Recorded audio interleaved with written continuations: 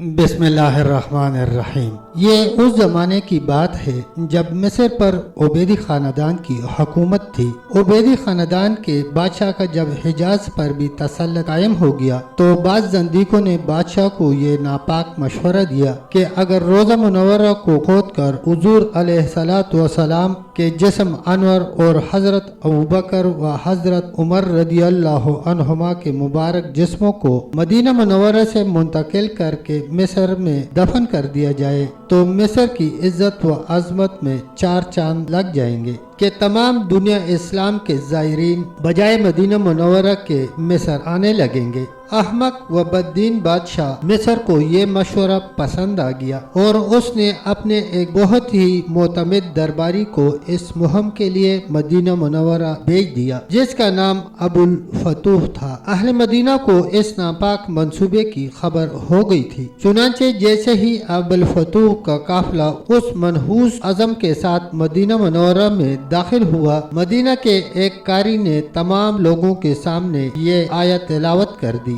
ترجمہ: کیا تم لوگ اس قوم سے جنگ نہ کرو گے جنہوں نے اپنے قسموں کو توڑ ڈالا اور رسول کو نکالنے کا ارادہ کر لیا، حالانکہ انہی کی طرف سے پہل ہوئی ہے؟ کیا ان سے ڈرتے ہو تو اس کا زیادہ مستحق اللہ ہے کہ اس سے ڈرو اگر ایمان رکھتے ہو۔ قاری نے ایسے پردرد لہجے میں اس آیت کو پڑھا کہ اہل مدینہ منورہ کے قلوب میں محبت رسول کے جوش و خروش کا آتش فشاں پھٹا اور لوگ غیظ و غضب میں بھر کر اتنے جوش اور تیش میں آ گئے کہ ابو الفتوح اور اس کے ہمراہیوں کی بوٹی بوٹی کاٹ ڈالنے کا عزم بالجزم کر لیا، اور اس رات میں ایسی خوفناک آندھی آئی کہ اونٹ مع پالان کے اور گھوڑے مع زین اور سوار کے گیند کی طرح زمین پر لڑکتے ہوئے نظر آنے لگے۔ یہ قدرتی مناظر دیکھ کر ابو الفتوح کے دل میں ایسا خوف و ہراس طاری ہوا کہ وہ مارے دشت کے بیت کی طرح لرزنے اور کانپنے لگا اور قسم کھا کر یہ اعلان کرنے لگا کہ اگر بادشاہ مصر میرا سر بھی کاٹ لے پھر بھی میں اس ملعون منصوبہ پر ہرگز عمل نہیں کروں گا۔ یہ سن کر اہل مدینہ کا جوش ٹھنڈا ہوا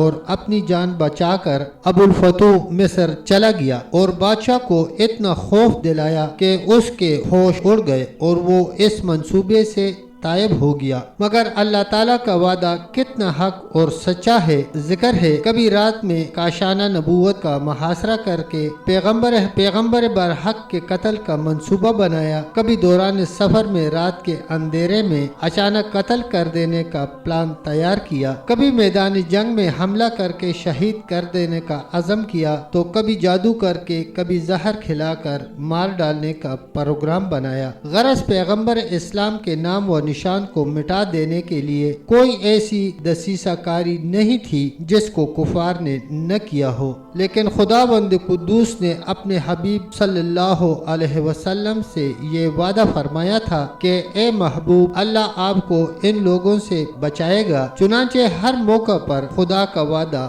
پورا ہوا، اور جب بھی کفار نے کوئی سازشی حملہ کیا اور چراغ نبوت کو بجھانے کا ارادہ کیا تو خدا کی طرف سے ایسی نصرت و حفاظت کا سامان ہو گیا کہ کفار کا منصوبہ ناکام ہوا۔ تب تک دوستو اتنا ہی، ملتے ہیں انشاءاللہ اگلی ویڈیو کے ساتھ، تب تک کے لیے اللہ حافظ، اللہ نگہبان۔